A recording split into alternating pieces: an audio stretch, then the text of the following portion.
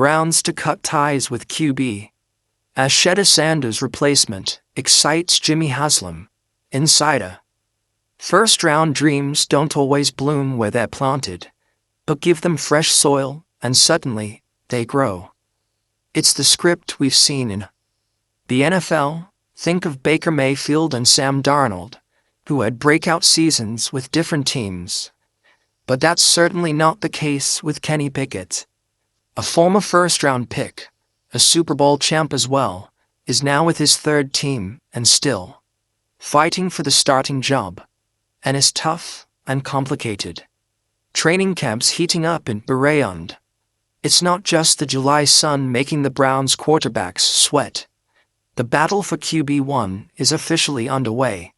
And it all began when head coach Kevin Stefanski said, "The big thing for us is making sure we give the guys enough reps that they need.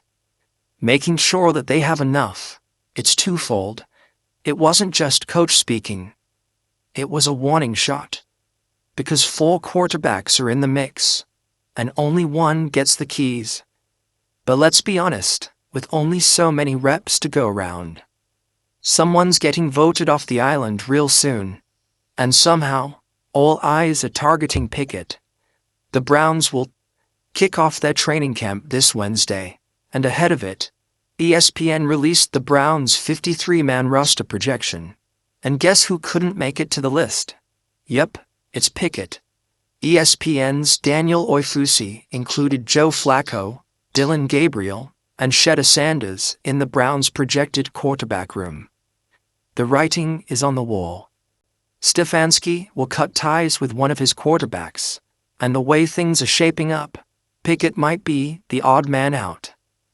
Just this week, Cleveland.com single quotes as Mary Kay Cabot predicted that my guess is that Kenny Pickett still has a slight edge in terms of being no. 1 on the depth chart heading into training camp. But that could quickly change. The 27 quarterback could enter the camp as QB1, but it's the 53-man roster we're talking about. And in Cleveland, things definitely change pretty quickly, especially the quarterbacks.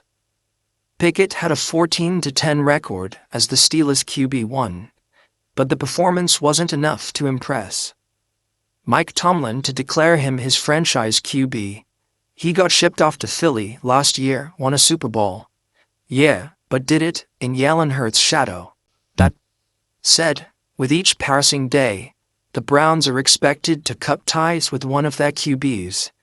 Is it going to be Kenny Pickett or someone else? We've no clue, but as per ESPN's 53-man roster projection, it's certainly Pickett. Meanwhile, the Cleveland is reportedly looking to add another signal color, right after wrapping up the 2025 season. That is, regardless of whether Sanders lives up to the #legendary status quo or not.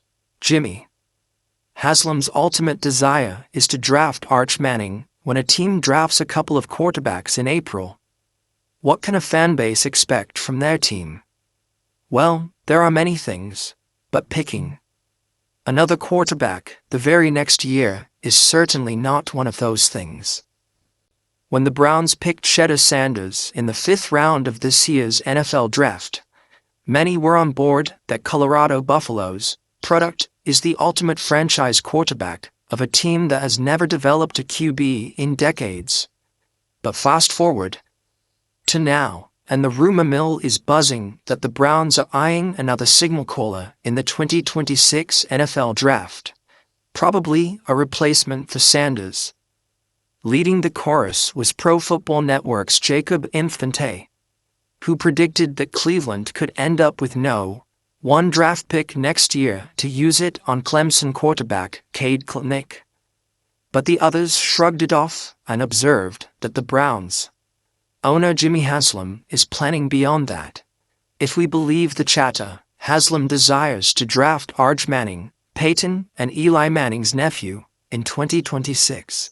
Well, at least, that's what ESPN Cleveland's Tony Rizzo believes.